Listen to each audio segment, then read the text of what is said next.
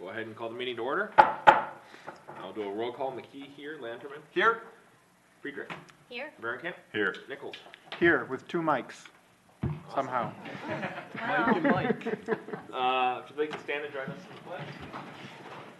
Pledge allegiance To the flag of the United States of America and to the republic for which it stands, one nation, under God, indivisible, with liberty and justice for all.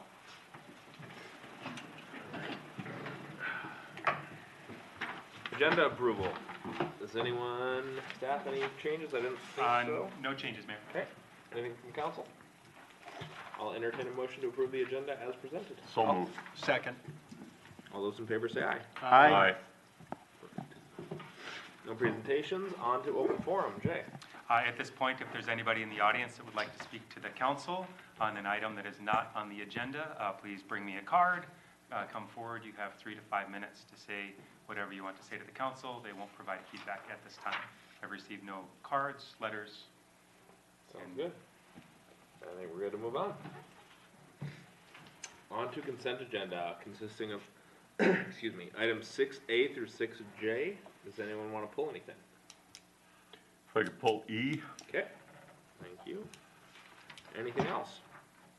All right. And I'll entertain a motion to approve consent agenda items A through D and F through J. I'll make the motion. Second. All those in favor say aye. Aye. Dean, E? I want to recognize, obviously, accepting of that donation and such. I know, Mayor, you had some concerns too. Did you want to talk anything about that? It's a big deal. We appreciate the donation. Say thank you and appreciate it. That's a cool. It could be a cool piece for the park, and I thought I'd hand it to you with my voice. Nope. Me to. I didn't want to use it that way and stuff, but the Meister family, obviously a big impact to our community for so many years and such. So it was very nice to see that. And with that, I'll approve 6C, or make a recommendation to approve 6C. Before you do, Councilmember Varenkamp, for Yes. those who are at home that don't know everything that you're talking about, could I just say a summary real quick? Yeah. And then,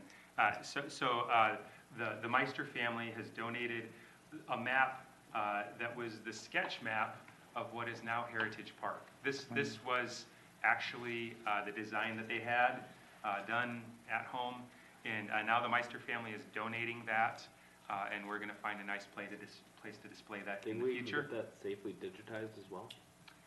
We will, Perfect. if we have not. Awesome. The answer is yes. Great. Very cool. Love it. So that's all. I just wanted to highlight that Frank Meister was one of those who not only helped design the park, but he was instrumental in bringing a lot of the amenities into the park. He passed away last year, and the Meister family has been one of those important families in the community for generations. Absolutely. Awesome. Thank you, Vanna White. All right. So Dean, did you make the motion? I did. All right. Do I have a second? Second. All those in favor say aye. Aye. No planning business. On to unfinished business. 8A, collective bargaining agreement, LELS, or with LELS? Yes, Mayor and Council, I am very happy to be bringing you today the collective bargaining agreement for your approval. LELS Local Number 615 has approved it. We're going to talk about it here for a couple minutes.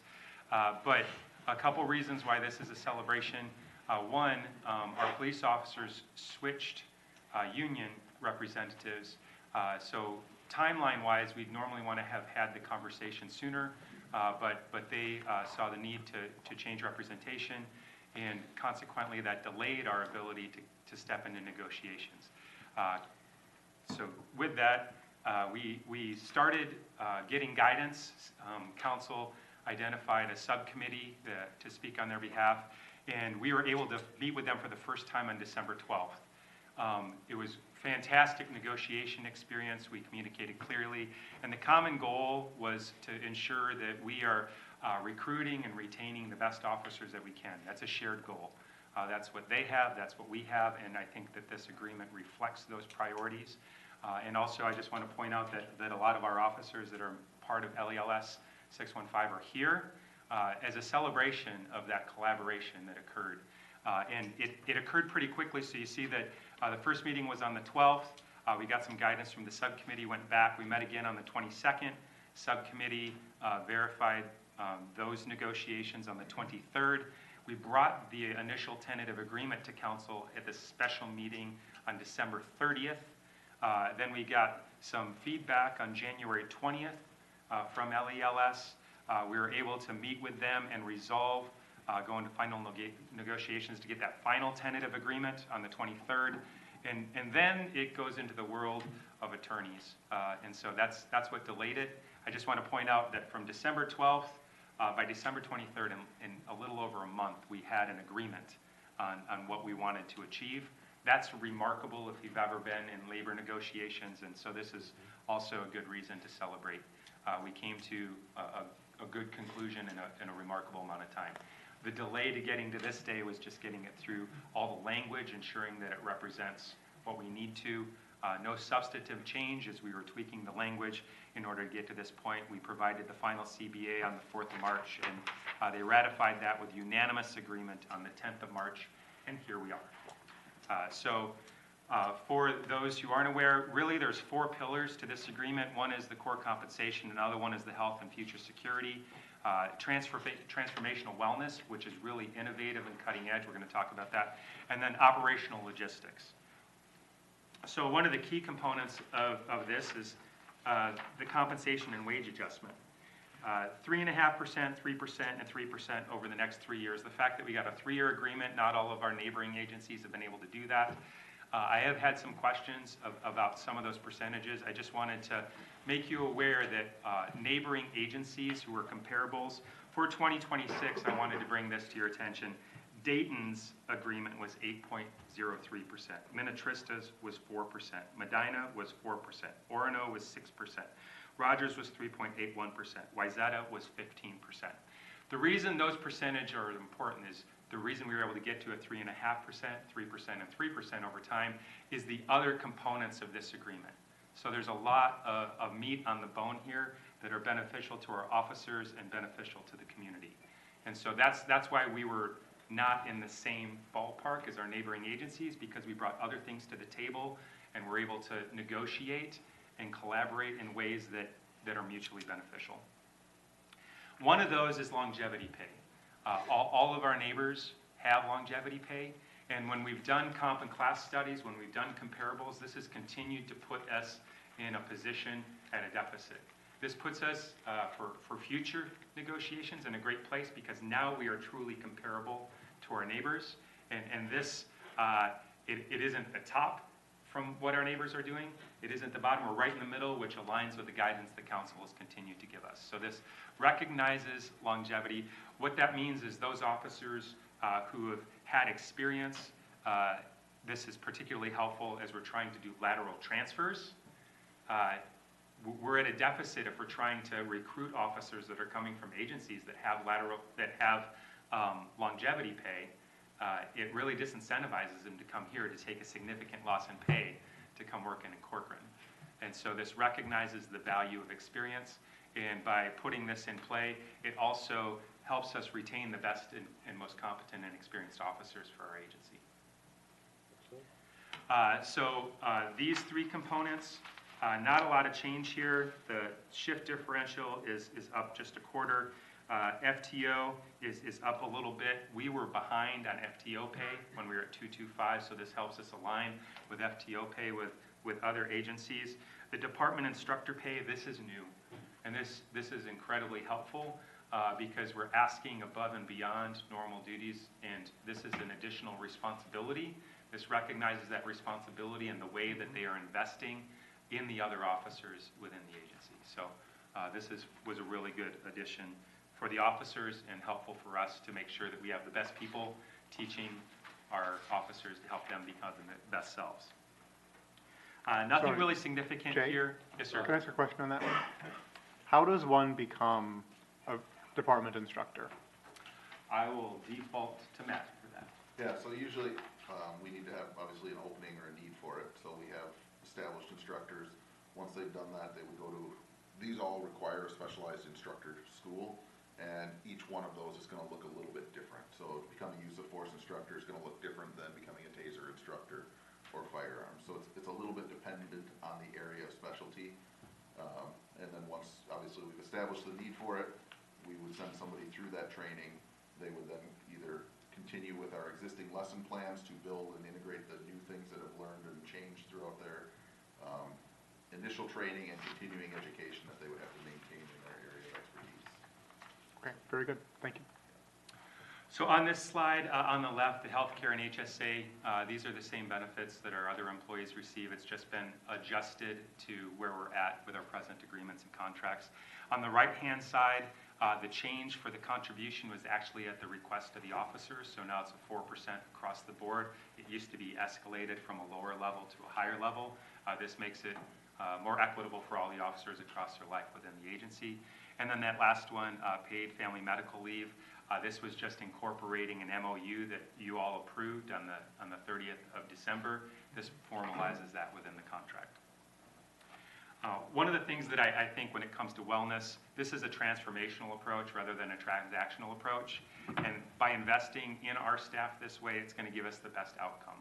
I'll remind you, part of the reason for some of the wellness solutions that we came up with was a recognition that some of our officers, what they carried were burdens. It was causing them to exit their vocation early. And so by ensuring that we're providing them the resources that they need to do the appropriate self-care, that keeps them with the agency longer. It gets us a better outcome in terms of their capability to do their jobs and a better quality of life for them as well. So the solutions that we've had have been really innovative. Some of our council members, Councilmember Nichols, you were involved in the research of this. So coming up with a solution, it was the highest value priority of our officers. So as we went into negotiations, they've recognized the value that this has had to those who've been able to participate, and it has a tremendous amount of value for those who are looking forward to be able to do this. I will state that at the state level, I've only been to 2 state conferences, but this has been a conversation. Numerous agencies in the state are starting to adopt this because this has become the new best practice. When I was at the national conference in Denver, we were recognized as being cutting edge. So to be from a small agency like we have, to be taking care of our officers in ways that others were envious across the nation, it really put us on the map. And I'm pretty excited to share that we have some applications in that we're hoping that this will be recognized as a best practice by some state level agencies here this year.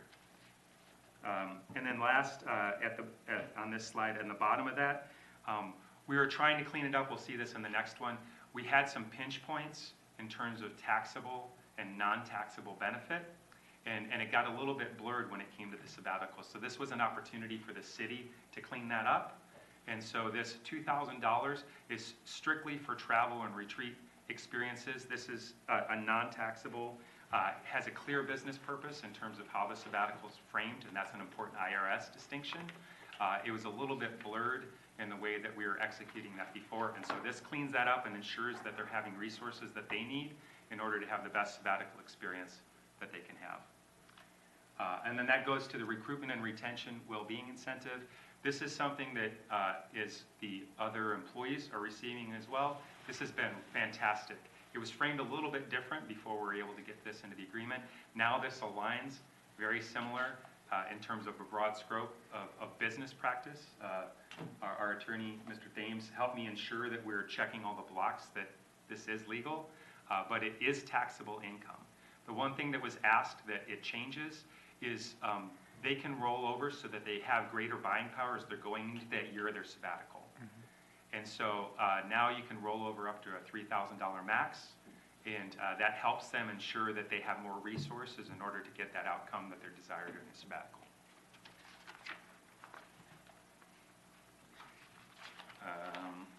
Education, professional development, the tuition reimbursement we had, this just clarifies and with IRS non-taxable limit. This aligns with what the city has done with our other tuition assistance or tuition reimbursement. And then that will adjust with MMB, Minnesota Management and Budget, so that as a non-taxable benefit that will change as the non-taxable portion changes over time.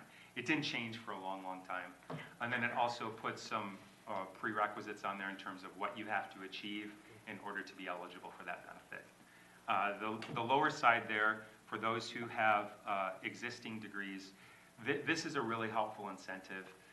And this is for someone who has gone above and beyond, because I think we recognize the value of bringing education and experiences to the table in terms of being able to provide better outcomes with better insights. And so this just acknowledges that if somebody has a bachelor's degree, it's going to be beneficial to us. And so, but it needs to be for those positions when it's not required by their job description. So if it's in your job description, not eligible for the education incentive. Modernizing fleet operations with the take-home vehicles. This has a great, as I've talked to other agencies who've done this, this is a great ROI on both sides of the table. It helps the city in terms of enhancing our presence and improving our response. It also lowers our operating costs in terms of other feedback from other cities. And it's a positive incentive for the officers. They saw this as valuable. The way that it's bracketed right now, for those with 1 to 5 years of service, you get a take-home assigned when you have consecutive working shifts. And so if you're going day by day, you're working, then when you're done with your shift window, then the person who's replacing you would have the same opportunity if they're a 1 to 5 year service.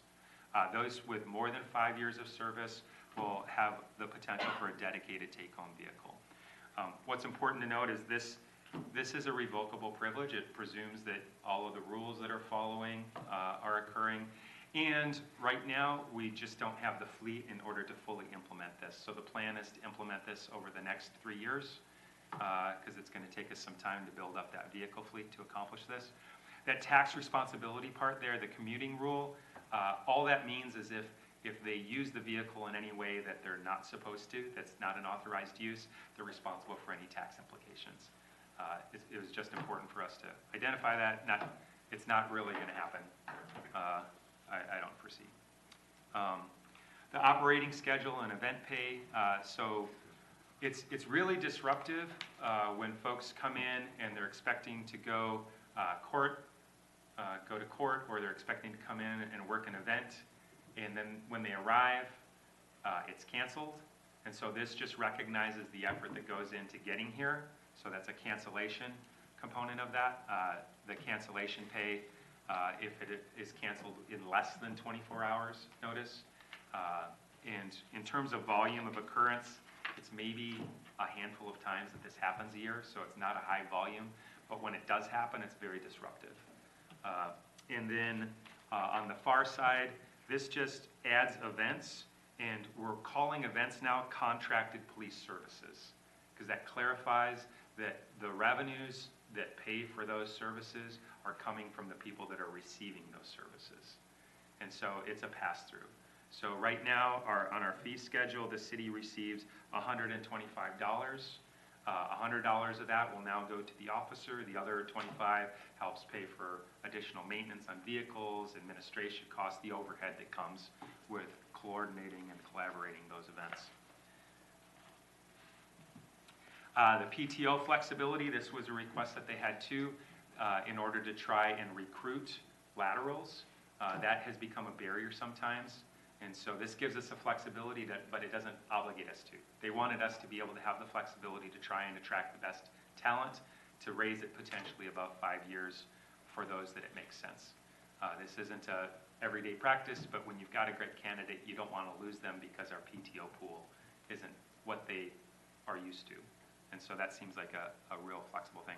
The Juneteenth holiday was added by MOU before. This just formally puts that in the contract, and then the uniform allowance is just a standard growth. So this is the model. We're providing competitive compensation. We're focused on transformational wellness, focused on the future security and this logistical modernization. And our ROI is that we get lower financial and operational costs associated with officer turnover. It's really expensive to recruit and train new officers. So if we have great staff, keeping them is in the best interest of the city. And this helps do that. The ability to successfully recruit highly experienced lateral officers. That was communicated in negotiations as a priority of officers in order to get great talent to help complement the great talent that we have. Faster emergency response times via the distributed vehicle fleet. An example of that, if somebody's coming on board, instead of having to come all the way to City Hall, change into their gear, get into their vehicle, as soon as they hit the city limits, or actually even before they hit the city limits, they can be responding to a call if one happens and transfer. As it had existed, that's a sensitive, when we're changing shifts, shift change is a sensitive area for it. And I think they would tell you that it seems that's when Murphy strikes.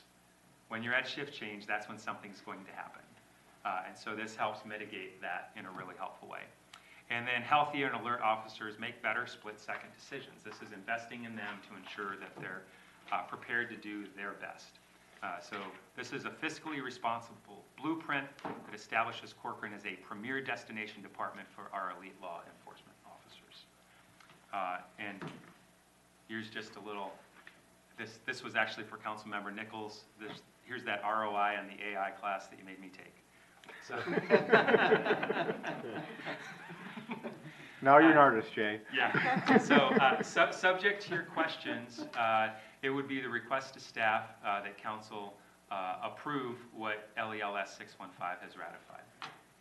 I'd like to make a motion to approve the collective bargaining agreement with LELS Local 615. I'll second that. Any discussion? Yes, Yes. my number one. Thank you, Tom. Thank you, Mark, for your representing us and such. Well done. Thank you guys all. The new labor force that you have and stuff and everything you guys do for us. Thank you very much. That's it.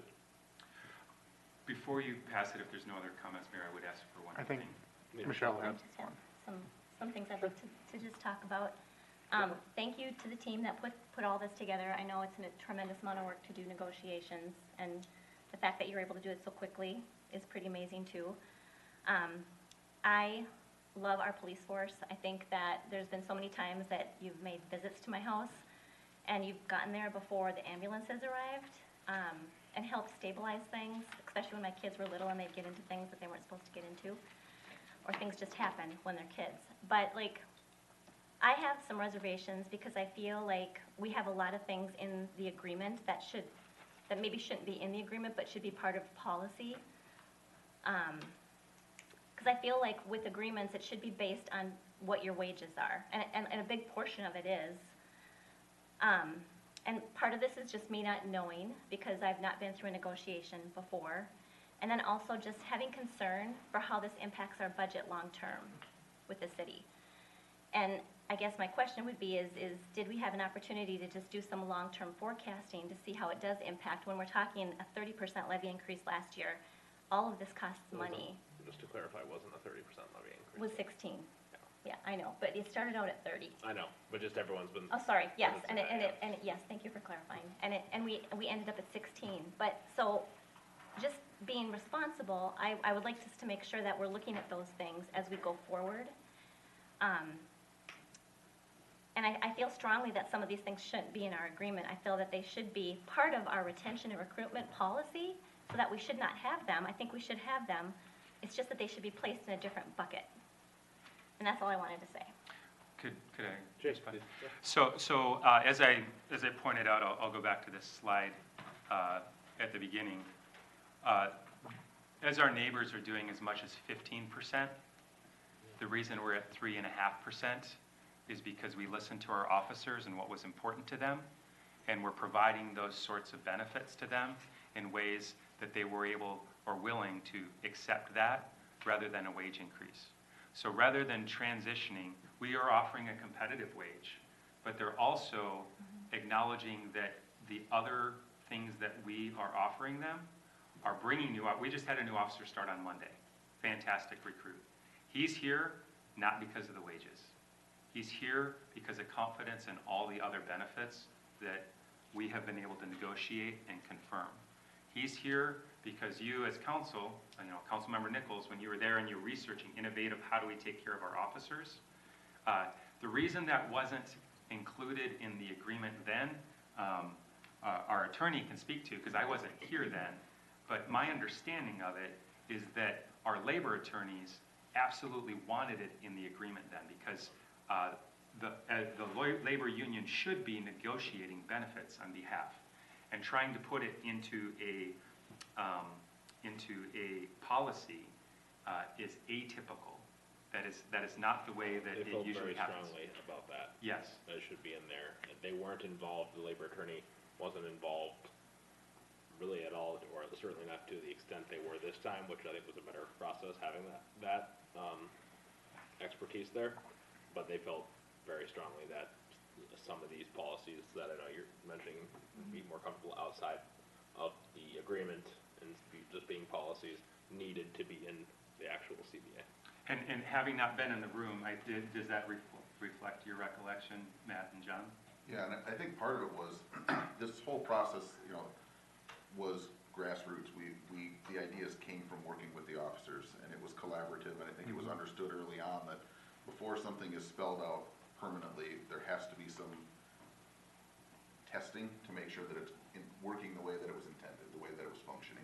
There had to be some flexibility, that it couldn't be something that was written in stone from day one, because it might not work that way. This is a pretty innovative approach. So the officers were part of creating it and part of how it came to be what it is today. We learned together on it as a city and with the staff, and I appreciate their patience as we learned how to do this the right way. I think that eventually the conversation was that as we learn how it should work once we get there, it's understood that the proper way would be, as our labor attorneys advised, getting it memorialized more robustly. But we didn't know what that final outcome had to be for it to function. I don't know if you have any different take on it, John. Mayor and members, I just to clarify, you have labor counsel that advises you on these matters. I'm not privy to all those conversations. I wasn't privy to the conversation related to the inclusion in the agreement. I heard that secondhand. That is my recollection of what I was told, however, that was their opinion. And it wouldn't surprise me in that while the rollout was intended to it was a bit experimental, and we were trying to get, iron out the kinks in it. Eventually, as it kind of got to that point, you're still talking largely about comp benefits, which is typically addressed within the labor contract. So it wouldn't surprise me that would have been their advice. Well, I can't say I was privy directly to it, but that tracks, I guess, is what I can say. So to address your concerns about budget, and my job is to pay attention to that as well, and I know you're hearing a lot about that. Back to that point, that by retaining our officers, we save a lot of money in terms of what happens for recruitment, what happens with retraining. So if our officers are telling us these are the things that are important to them, and that's what's going to keep them in Corcoran, that's actually a wise stewardship in terms of our financial resources. Because the alternative is, there are some agencies that have had a very hard time retaining officers, and in order to retain them, their budgets are going sideways in order to add wages. And then what happens if you're only paying the highest wages, you keep them just long enough until somebody else pays a higher wage. In contrast to creating a culture and a community where the officers want to stay here for their whole career. So there's more to the relationship than cash, is what I'm hearing, and that sometimes these health and wellness programs mean more to the officers than an extra $20 in the paycheck, correct? That's what I think, but if I could, Councilmember Lanterman, I would invite, so Tim Gannon is the new LELS business agent. He's a retired police chief, and I would attribute both our union stewards and his efforts to part of the reason why collaborations went so well. Could you work with other agencies as well? Tim, does his statement ring true? And if I could invite you to come up and. Sure.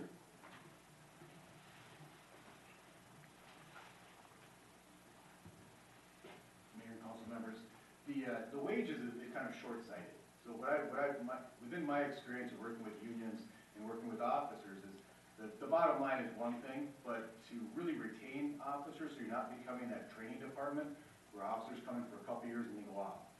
As a police chief, you never want to see that happen because you lose a lot of good talent.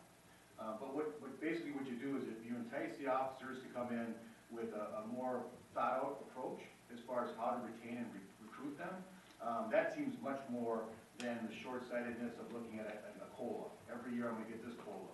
But if you're looking at long-term programs and within 4 years I can take a sabbatical, that's really a creative incentive for officers that if they're looking at a department of your size, that's something that's going to attract them. And as long as you're able to facilitate those sabbaticals and those leaves, which you have done, and you have a track record of doing it, I continue with that idea. It is innovative, it's creative, and other agencies in Minnesota are looking at that, to be honest with you. Can I ask you a question? Yes. Is that okay? So if we were to look at, like, say we get past this and we're in 2028 and we're renegotiating, and we discover that our budget is not going to be able to sustain some of the things that we approved this year, how does that look in negotiations? Every negotiation comes about, I oftentimes, what you'll see sometimes with the negotiations is the only people that bring things forward is from the labor side. I've seen many times where the city has initiatives that they need to bring to the table, and that's where we get into that negotiation, because as a former police chief, I was told by my city manager, what does the city want? What does the city want out of this negotiation? And I would come up with ideas to bring to the table, so we both, it is a negotiation, it's not just one-sided. So in a couple of years, when that contract comes up for renewal, the city, if they have an issue with that, they'll bring it forward, and there'll be a negotiation, probably a really robust negotiation, but it's equal. Not just the labor always bringing issues to the table, the city can do that as well. Because I'm going to put you on the spot here. My understanding from negotiations are once something goes in, it does not come back out.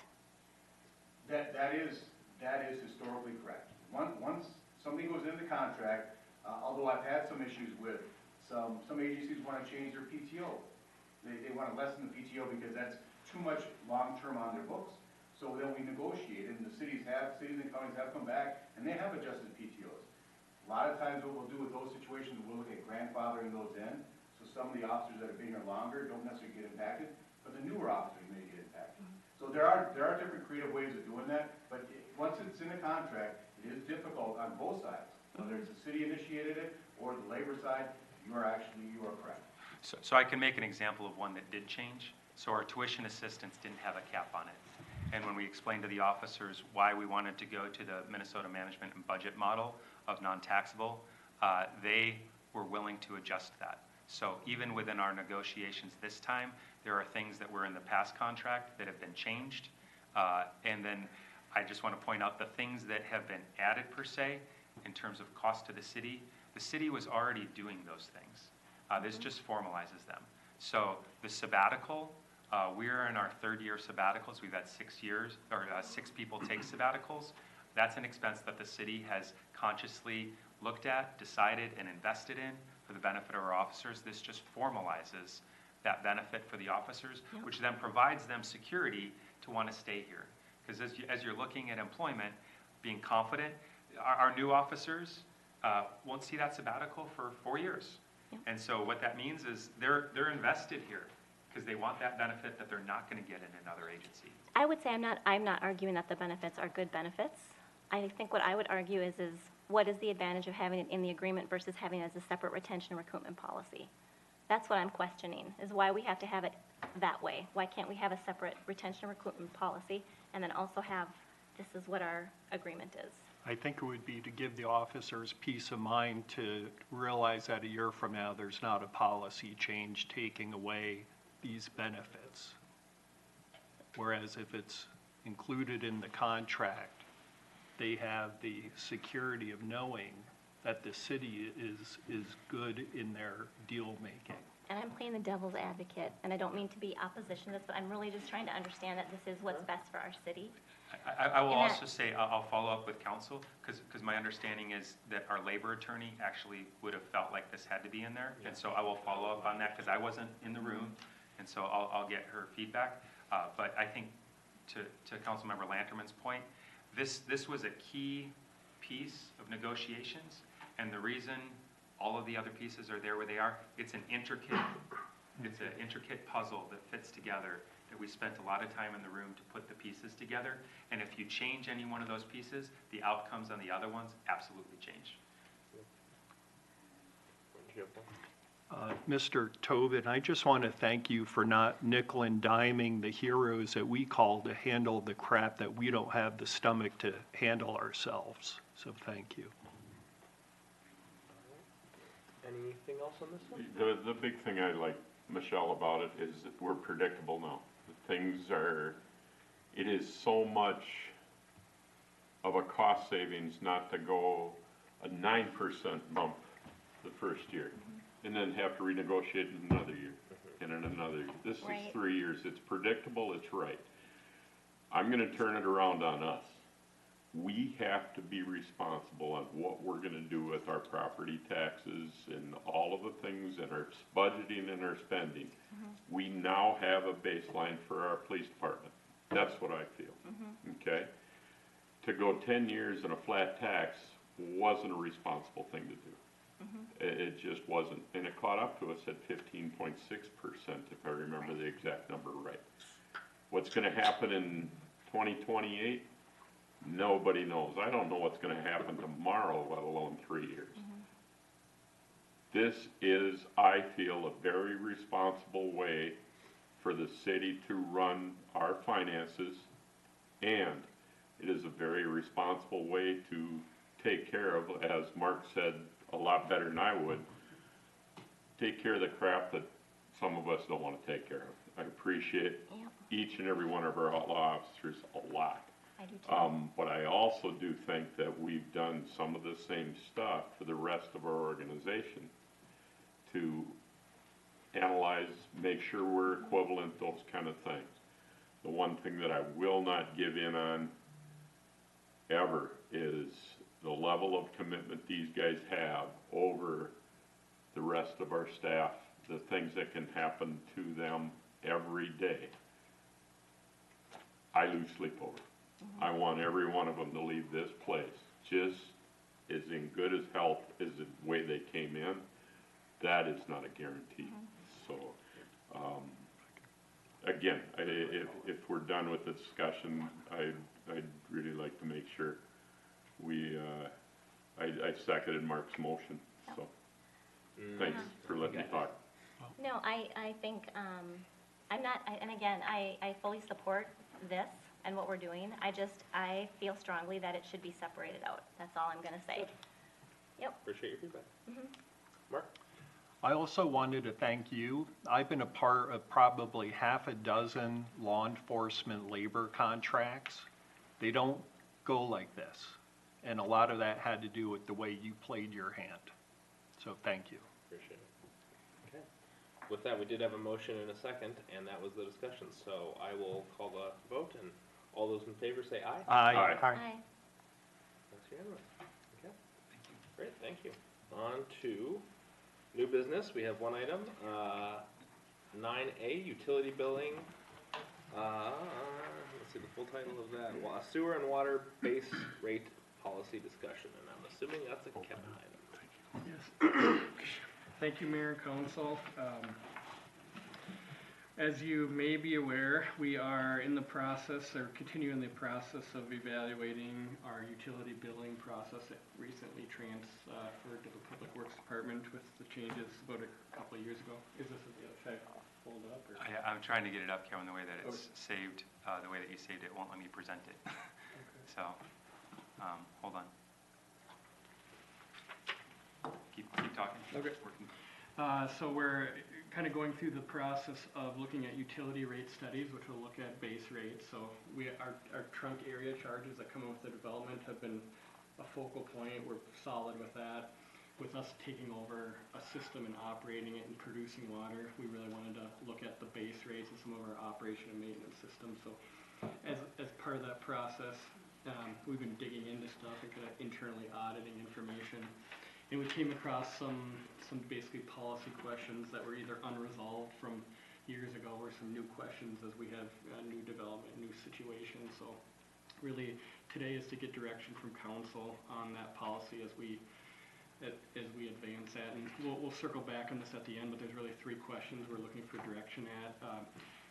One would be, there's gonna be a couple different REU multiplier examples here that we're gonna go through, what, if there's any feedback or consensus on that, direction of what to do between now and when we complete the utility rate program, and then also just a communication plan for our future and existing customers if we do and when we make changes, so. So are you asking us to give you guidance as to which one of these meters to go with?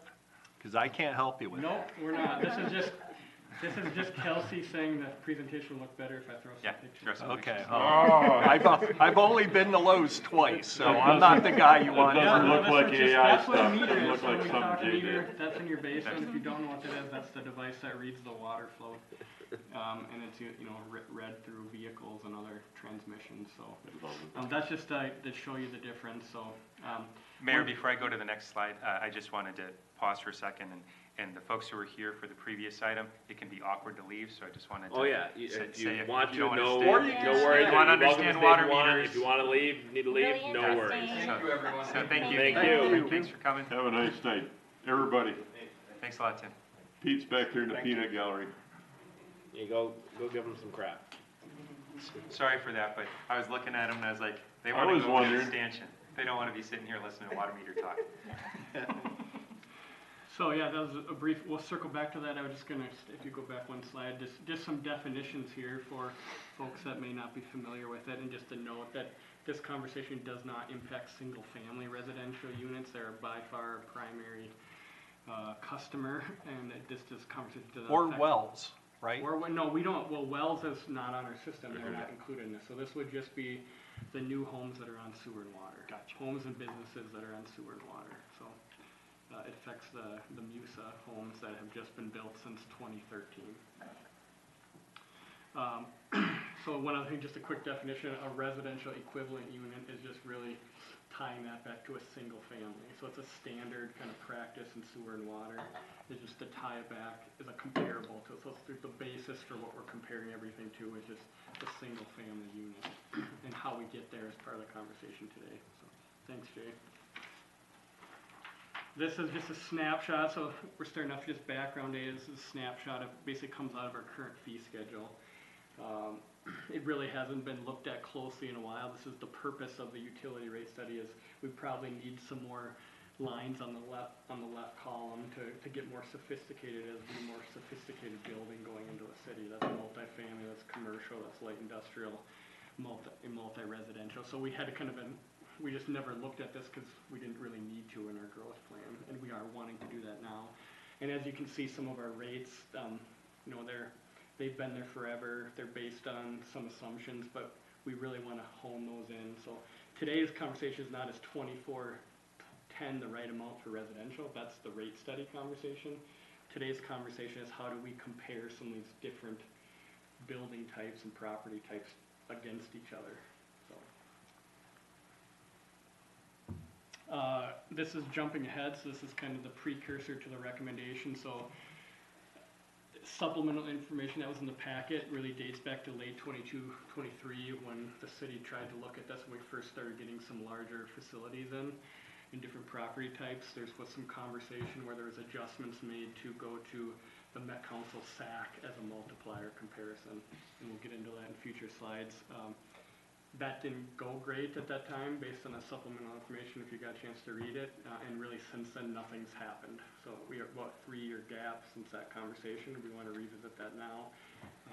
We have some inconsistencies in that 3 period of time that we want to clean up, and then we ultimately want to be forward-looking and say what is our policy going forward now that we're better equipped and have more experience as a community developing and as a billing department. So one of the recommendations that you'll see that is a staff recommendation is instead of looking at the Met Council SAC, which the Met Council SAC is basically if the City Hall, I'll use the City Hall. So City Hall comes in, we program it through the building permit process. Met Council says they assign it a SAC, which is your sewer availability charge through Met Council, but it looks at your floor plan, your use type, and says there should be 4 SAC with City Hall. So that's your multiplier, that's what you're charged the state for. That's a very standardized process for any building permit. that's what some cities use, but it's based on your theoretical footprint of your building and what goes through your sewer, right? So it's a theoretical volume potential calculation. That really didn't go over well because of the pretty big jump in some scenarios you'll see on future charges. So we asked around, actually Joe Pavey here, our utility suit, made the recommendation. I think it's very sound, is we really should be looking at what the volume potential that's going into the building is, not what's exiting the building, what's going into the building. And that's really based off gallons per minute at the meter. And so you can install different meter sizes, there's some operational flexibility, but this chart here really sets the basis and the multiplier for your water volume. So the standard residential meter in a house is a 5/8 inch meter. That can do 20 gallons per minute. And so as you can see, as the meters get larger, the gallons per minute get larger. So if you just divide by 20 and round up at 0.5, so 0.5 is the tipping point, those are the multipliers that you get in the third and fourth column. And for simplification, we would recommend your base fee multiplier is for both water and sewer. So this is just a water-based comparison. So this kind of captures the blue column on the blue two columns on the left are basically our existing billing for. This is approximately 16 properties. So we're talking about 16 properties in Corcoran that are impacted with sewer and water. So they're newer properties on this spreadsheet. They're newer properties. And they're, right now we're billing them one for a base fee. So we're basically billing them the equivalent of a single family house. So if you can think of some of the newer, larger properties, we're basically billing everyone the same for base fee. That's really not equitable, and that's why we're trying to figure out a multiplier. What's an appropriate multiplier? So if you can envision, you have a pitcher of water, and we have a cost to operate and produce that pitcher of water. And you pay a base fee, which covers your base expenses, and then you also pay a water charge, right? So how much water you use. So there's kind of two components to your sewer and water. So this is a conversation of the base fee, like the fundamental base cost to operate the system. So if you have a pitcher and you pour that to every house, right, that cost, should that cost be one Dixie cup for every property, or should the larger users, the larger facilities pay some equitable portion of that? So it's really a simplification of what we're trying to get at with these multipliers. So you can see water fee, we're charging everyone the same as a single family. That's probably not what we should be doing, to be frank. The green two columns are really what was tried to be implemented in 22 and 23, which was bumping up those charges from 1, in some cases, to as many as 95, based on the size and use of the building. That's you can see from the numbers there, that's a pretty big swing. That, again, didn't go over great, and it was paused. And staff was asked 3 years ago to bring back a new idea. The new idea is what I just went through, was the water meter size. So you can see, not only is it tied to actual potential use, but it's probably a little more appropriate distribution of that pitcher of water across those properties. And you can kind of see the revenue difference on an annual basis at the bottom. We're missing out right now on capturing what we should probably be capturing, and that's part of this utility rate and some of these things that we're identifying in self-audit. So again, want to be a forward-looking organization, but there's some important conversations to have before we finish the utility rate study, and that's why we're bringing it in front of you today. Sorry, Kevin? Yeah. I remember last year when we were talking about the budget, we were expecting like a 30% increase in volume of water acquired. How much of that is attributable to these, larger non-residential uses, do we think, versus home site based usage? I mean, it's more, it's basically, it depends on your property. If you have an industrial user that's using a lot of water, that could be a big draw. So it's really depending on your use, right? So if you have an apartment building of 150 units, that's probably close to 150 individual families using water. So I can't give you an exact number, but what the water usage charge tries to capture the use.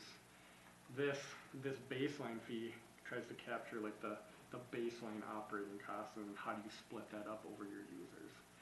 So So again, your question, the base fee is the same whether it's summer or winter.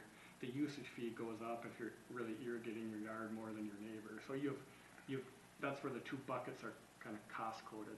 But the use also influences the nature of the system that's needed to produce that amount of water. So what I'm interested in is if we're seeing a small subset of users that drive huge increases in volume, we probably want to figure out if that's going to at some point escalate to the point where the system itself needs to be improved. You need another treatment bay added into the water treatment plant. It should, based on the way that usage is growing, is that a super user problem, or is that just general growth of the system problem? It could be any combination, but I would say if you're a super user, you're going to need a larger meter. But you could also have a large meter and not use that much water because you're overbuilding or... Yeah, so we'll get to that. So there's some scenarios coming up where that's part of why I think collectively we like more tying it instead of a theoretical volume with SAC. Yeah. It allows some business operation choice, for lack of a better way to say it, right? Mhm. If we run into this a lot where someone's like, I really want a 1-inch meter, and we're like, you only need a 5/8, but they demand a 1-inch. We've given them a 1-inch. But this would allow them to be like, if they wanted to build out and they're only 50% using their space, they could say, I want to take, they can build this model into their business operating plan. So if they're only using half their space, why are they paying a baseline for the whole thing? Instead of it a theoretical, it's tied to what I want. You could come in and swap that meter out. You pay for it, a couple $1,000 maybe, depending on the meter size. You could swap that out and it would immediately change your base fee. So you could have that flexibility within your business operations. Mhm. So that's where there's not a perfect system, but that is a way more equivalent system, and it allows more flexibility in the Met Council Yeah. SAC system. So they could step down if Yeah, you they're could. oversized. Yeah, and the larger the meter, and Joe's an expert, so if you want to get into that, we can I do that don't. now or after. But generally, the larger the meter, the less accurate the meter, and when you get really large, it kind of starts splitting and diverging. We always encourage the right size meter because it's a better reflection of the system, and really, if the meter's not running right, we're still producing water. So it just means we have water loss that we have to count for. We're just rolling that into our rates anyway. So it doesn't benefit the customers on the system to really, I won't say cheap, but like to not have an accurate system, right? So really, we want them to have an appropriate size meter. There's some folks that want to choose, and if that's their choice, then they're going to pay for that potential that we can deliver to them. Mhm. Not what they're using, the potential. They're basically what's the potential that they want from us, the max that they would want to get from us. So there's some owner discretion there, and I think it's a good part of it. Right? Personally, I think that's a good option if we went the meter route. Some people might really just need a hybrid, but they still go for the Hemi. And you can make the argument that if you need it, if you're fire sprinkled and you need more, I mean, there's different suites of options. When you start factoring down older buildings and how to expand, it provides more options to the users than maybe, or I would argue the Met Council's SAC is a rigid approach that is, you can see a more aggressive approach. So again, the staff recommendation you'll see at the end is the water meter size. And you can just see, on an annual basis is pretty big. So now we jump to sewer. Here's where you'll see some of our inconsistencies. So on the sewer, 2 properties are not being charged 1 REU. One's a municipal facility, one's a private property. One of our questions at the end was, what do we want to do in the interim? Do we want to consider moving to the pink column immediately? Do we want to wait for the utility rate study to be complete and make one change broadly? If we want to wait for the utility study, we have to have a conversation about, do we drop the others to 1, or how do we want to handle that? So that's something that came up in the process. I know how to handle it. I would like to make a motion to direct staff and Kevin to follow the water meter. Can you go back? Oh, I'm sorry, were those the recommendations? Well, those are, but I have more info, but, No, that's okay. okay. My motion is to direct staff to give Kevin the discretion to make the decision on how to handle the sewer piece, but to adopt the pink, what are you calling it? I'm calling it the RU multiplier. Okay, well, whatever it is you just said, that's my motion, that you have to do that thing. I will second that.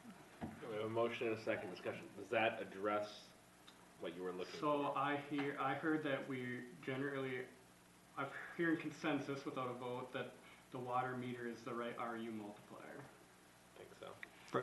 From me, yeah. Okay. Works for me. Do you want to do one topic at a time, or do you want to? Let's knock them out, Kevin. Okay. The next question is, how do we want to handle the interim? Do we want to immediately make the multipliers effective, like, and this gets into the communication plan, which is the third part, but the proposed communication plan is to send letters to everyone explaining this and saying whenever the next billing cycle is, at the next bill you'll see this change. Because we do have a gap there that we're not collecting, and honestly, we haven't collected some of these for 5 or 6 years. So there is some, if we're forward-looking and not looking to claw back, I would recommend an interim change immediately. And then the potential is we might have 2 changes and if the utility rate studies change, but I would recommend truing them up now as a multiplier with step 1, and then when everything's done, have a conversation about the actual rate changes later, if that makes sense. I would like to add whatever he said to my motion. So the only pivot that I'd say is there's a way to bridge it in Okay. which when we communicate, make him aware that this is an interim, because it's gonna impact. Maybe bold positively. it in the notice. Yeah, so say this is an interim solution that will be finalized when we finish the study. Can I ask one question about that, Kevin? I thought we tried this once before, and we got a lot of backlash.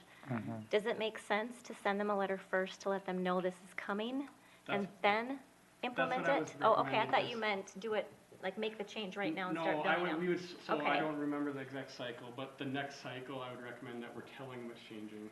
Okay. And then with a date of and then the following one, so it would actually probably be effective 45 to 60 days. Would it be easier to wait until you have the utility study done? That's kind of the direction I was looking for from council. Yeah. Staff's direction is that we're probably not capturing what we should be capturing, so if we're representing the enterprise, my recommendation to you is that we make a change now, knowing it could be another change in 4 to 5 months. But I think if we're representing the enterprise, that's the recommendation to you.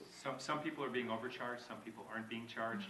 Need to level it and then fine tune it. I would suggest we also let them know that if they feel they are paying for more service than they need, they should contact the city and step down their meter size. Good point. That will, correct, yeah, that will be part of that for sure, yeah. Because I know we had complaints from, I think, auto repair places that had a sink and a toilet, and they were getting charged $500 a month for water and sewer. And again, that goes to, the proposal 2 to 3 years goes to jump to the green middle one. We're more in the middle ground with options to flex out. We do anticipate feedback on this, but our job is to explain how we got here, and if necessary, provide them that the underbillings that we're, as of today, not recommending pursuing in some sort of clawback. We want to be forward-looking as an organization, and so, just educate them on the process would be the goal. Obviously, you would hear something and we could raise it if we needed to, but I think it is important to equalize it and then to set it in progress. Because we might get through the rate study and you might have a very marginal change. Like, we might be sitting sweet and there's no guarantee it might be a change at this point. So it's like, why do we wait and not really have, maybe it changes 10 cents, and that's really not a significant change, where this would be a significant change for sure to a lot of people. I think for a customer service mentality from the mentality of the enterprise, I would probably approach it with like a 60-day notice period. We're going to make this change 2 months down the road. If you intend to make a change because you don't really need your 4-inch meter, you need a 5/8 inch meter, that's your window to adjust your usage to avoid the charge or to right-size the charge. Yep, that's reasonable. Yeah. And one other point, if I may, Mayor, is 2-3 years ago, we didn't have a utility team. So we have Makes a resources difference. now that can make phone calls, that can knock on doors. We're talking about, 15 to 20 properties. We can have a more personalized conversation with them Be instead of great. just a letter. So I think we're better equipped to explain what's happened, and we're better equipped to help educate them on the subtle changes so they understand what they're doing and hopefully realize that the whole goal is just to have a sustainable program. We want to understand costs so that we can, bring the best value to them. So hopefully we can get through that. There will be some folks that are frustrated, most certainly, but Sure. Do I have to second, do I have to amend my Quick, second? yeah, I think for clarity, could you both withdraw your motions and then remake them with basically just the additional conversation recommendations we have? I have to remember all of Let that? you make the motion. I don't know You what want me to try he's that, Craig? talking Yes, Greek. please. you want me to try to do it? Go for it succinctly. So, a council member will make a motion that directs staff to implement the water meter RU multiplier effective 60 days. Within 60 days, and along with a robust communication plan that includes a letter and option for personal communication to explain the options that we discussed tonight I would say not within 60 days, it would be in 60 days. in 60 days. Yeah. Yeah, that's what I would have said. So, yeah, that'll be my motion. That's Mark's motion. Well done, Second. Mark. Michelle, second. We've had discussion, anything else? Nice job. All those in favor say aye. Aye. Perfect.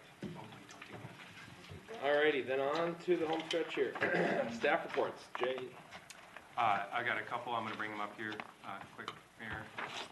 So first, this is the plaque that they have at Bellwether, I just think it's interesting. These are the current members of their veteran organization. Oh, that's cool. So it just went up. Wow.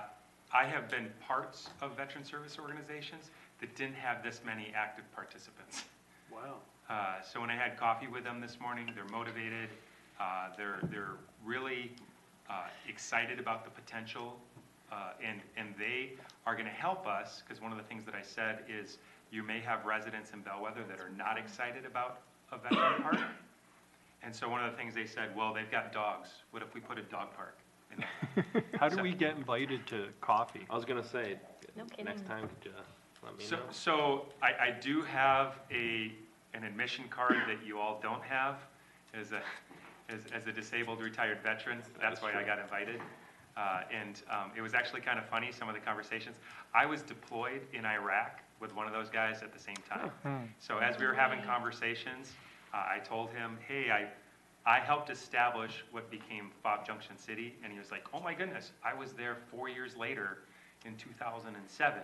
And I'm like, where were you at? And he told me, and I was like, oh, well, I wasn't there. I was about 60 miles south of you in Iraq with you at the same time.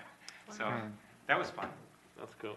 Well, if they're ever interested in meeting, maybe, I'd love to Yeah. join you, and maybe we could. I still there'd be want multiple, coffee. we could rotate No, or something. keep the pressure on. We want coffee. So this was a helpful olive branch, because I was a little bit frustrated and grumpy with the Bellwether staff when they canceled our open house hours before we were supposed to have it.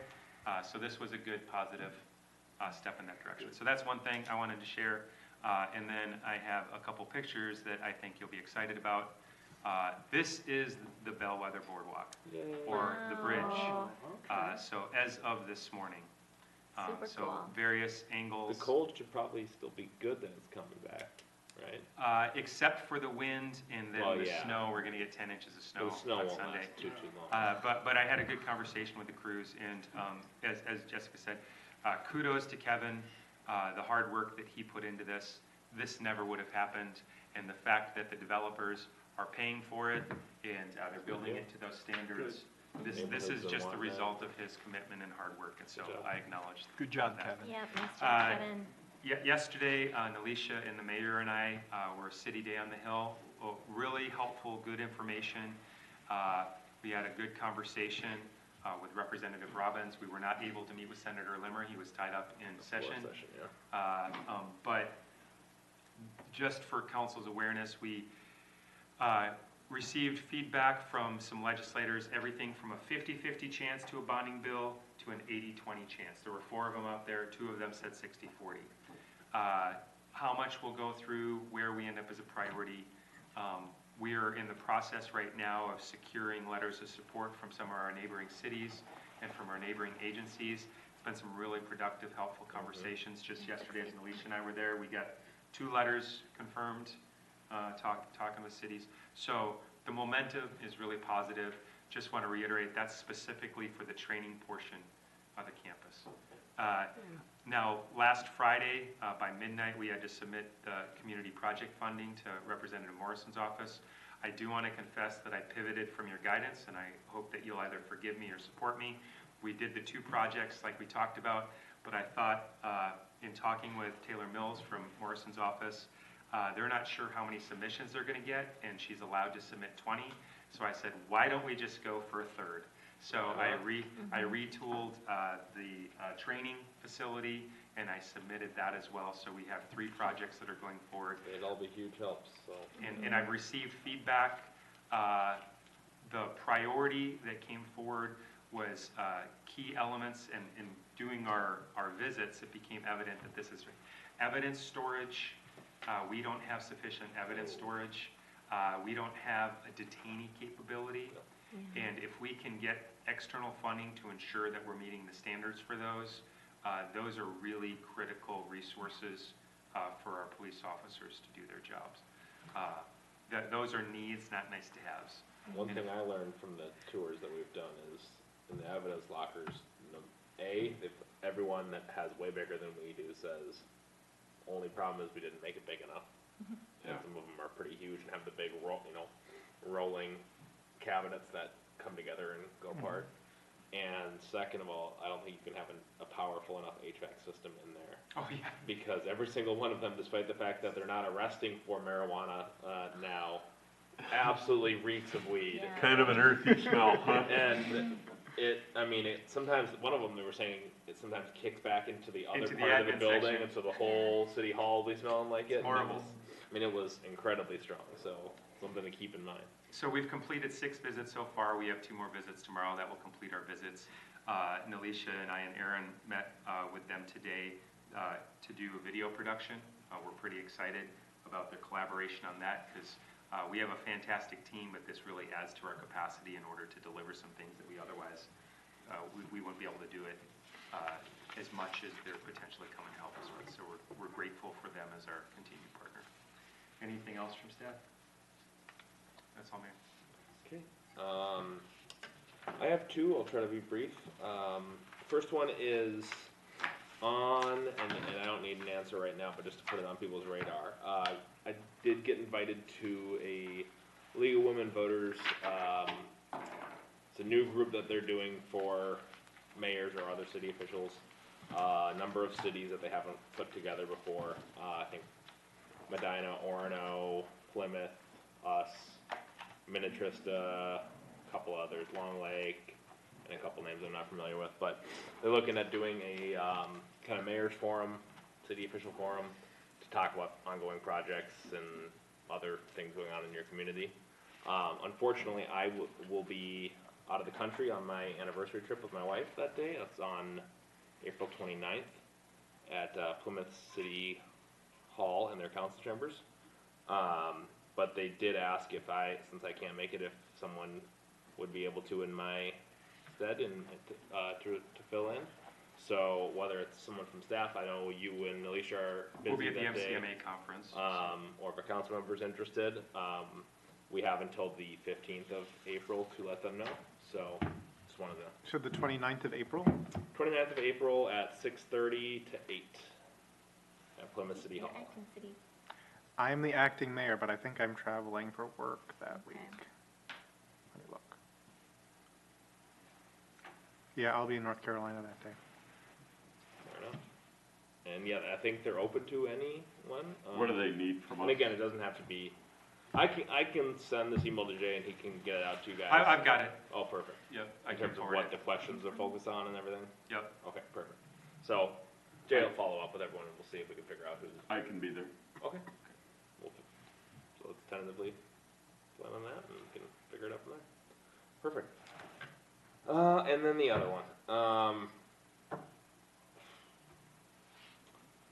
I want to be cognizant of not bringing this up much in this capacity as mayor, as I'm sitting here, but I do feel like it's something I needed to bring up. I owe to you guys and to staff that may not be aware.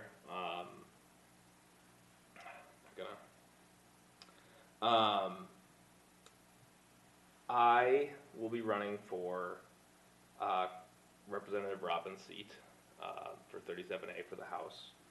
Was endorsed last weekend. So that potentially would be a change going forward and at the end of the year if I'm lucky enough to win. So I just wanted to let you guys all know and let staff know who's still here that didn't know, and I can maybe chat with staff on it next week or so. Well, I hope you lose. Thank you. I will be working feverishly against you in your campaign. Mark, coffee tomorrow morning?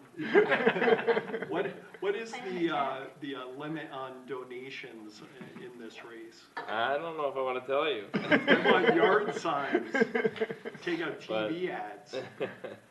But regardless, that does mean I just did the math, there are, at a minimum, 295 days that I would still be here as mayor. So a lot of work to do, and I'm ready to just, get to work and get a lot of these big priorities we have this year done. And I'll be here for all of that, and I'll, I ask for maybe a little bit of grace as I'm adjusting to my new schedule here, but I'll figure that out, and then plan on, you'll have my full commitment and full effort on getting everything done like we have in the past, and I'm excited to really get to work this year, for the rest of this year, and then hopefully be able to help Corcoran in a different capacity at the legislature and help the district in general. If you win. So, if I win. That's exciting. Good for you. Thank you. I Good for appreciate it. I you. appreciate the support. It means a lot, guys. You can't have both at once, can you? No, it was one of the toughest decisions of my life. Because I love this team, I love you guys, I love You're what good we've at done it. at the city. Thank you. You're very, very good at it. And didn't want to leave early, but circumstances kind of led to that being the route I needed to go, and I'm excited for the opportunity, like I said, to be able to help out in a different capacity and for that challenge, if I'm lucky enough and earn people's support to win. But yeah, it was a tough decision, but thank you for the support, I really appreciate it. And with that, I don't have anything else. Does anyone else have? If I may? Yeah. Open houses, folks, you cannot get enough information if you don't go. So I've been to all three. I intend on being at the rest of them. The first one was disappointing because of the lack of participation. The other two have been fantastic. I encourage everybody to please go. Next one is April. The 28th. face-to-face conversations are wonderful. Shoot, the one So, weekend, the other thing, we were talking charitably a little while ago. I would like to celebrate our 250th birthday as a country, the United States, by sending money or teaming with the Lions. They are in need of the American flag, Air Force, Army, Coast Guard, Marines, Navy. Am I forgetting any branch? Army, Navy, Air Force, Marines. I Coast think Guard? I got it. Space Force? Coast Guard's there. There's not too many Space Force veterans. I would like to yet, I would propose, if I may, That's okay. I'd rather not revisit this at a future council meeting and such. The charitable gambling fund can be used to support those veterans and things like that and such. If it's possible, I'd like to propose, that fund purchasing the flags for this year. I've got an estimate from, one of the members at around $1,400, and that's for a 15 by 25 US flag like they've already got. And then the other flags, are all part of that I was hoping to get, support tonight to just do it if it's truly possible, or do we have to spend time and investigate and such? I'll make that motion. Well, one second, let me see, in terms of, Process-wise, can we do Yeah. that, Mr. Thames? And I'd limit it to not to exceed $2,000. They've told me 1,300, that includes shipping and stuff right now, so. Mayor and council, it wouldn't be an item subject to competitive bidding or anything, Yeah. so, yeah. or how about this, it's within your, I would prefer, Mayor and Council, if we did it just like we did with the Bellwether School, if we just said, let's give them $1,500, because then we can cut them a check. I'm confident they're good stewards, and then we don't have to go back and forth with receipts and stuff. That's what we did with Bellwether, And it keeps our process Birchville, consistent. you mean? or Birchville. Yeah. Yeah, we don't have a Bellwether Okay. School. Birchville School, thank you. sure. So that would be staff's request, to keep it simple, of $1,500. Mark, did you make the motion? Yeah, but I'd like to change my motion to Jay's recommendation to just to do it cash. I'll second. Cash donation. Jeremy, second it, any discussion? All those, If I'm asking too much, tell me, is it possible we can make this continuous year after year? They buy new flags every year? Or am I asking too much? Should we just do the first year and then go from there? We should really do it year by year, I would think. Yeah. yeah, maybe Okay. it would be nice to have a conversation with them about what their needs are, and if it is every year, and just maybe have, whether it's someone comes into a meeting, or maybe you and I go meet with someone. Yeah, again, they buy new flags every Yeah. year. The US flag is very tattered. They're amazed they get a year's use out of it and Makes such, and they replace them every year. I'd recommend so. we maybe do the year for now, and then Okay. we can look at the longer term. Maybe they should buy some trees for a windbreak. Gonna need some pretty damn Maybe big some trees. big trees, yeah. It'll take time, but they'll The grow. oak trees that are there, they're in the excess of 140 years right now, and they're as tall as the flagpole, so. All right, well, we had a motion and a second, so all those in favor say aye. Aye. Perfect, and then with that, I will send the information to you, Jay, on who to contact and take care of. I was negligent on one thing, Mr. Mayor.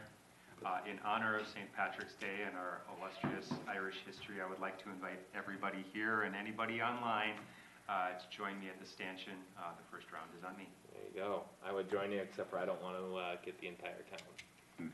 Stick with whatever top I have. So, thank you. Should be fun for anyone to make. And with that, our next meeting is the 26th at 7 o'clock.